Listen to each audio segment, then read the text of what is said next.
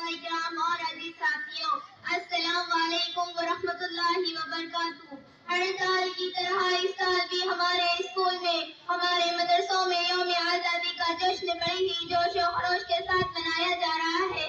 میں اس موقع پر اپنی طرف سے اور اپنے اسکول کی طرف سے آپ تمام کو یوم آزادی کی بہت بہت مبارکباد پیش کرتی ہوں۔ حضرات، ہر ملک کی تاریخ میں کچھ ایسے بھی اہم دن اور سن ہوتے ہیں جن کی اہمیت پیش نظر قوم اس کو یاد رکھتی ہے۔ اسی طرح ہمارے ہندوستان میں 15 اگست 1947 کا دن نہایت اہم ہے، کیونکہ اسی تاریخ کو تقریباً 200 سالوں کی غلامی کے بعد ہمارا ملک آزاد ہوا تھا۔ اس لیے آج اس زندگی کے لمحات میں ہمیں ان شہیدان وطن کو کبھی نہیں بھولنا چاہیے۔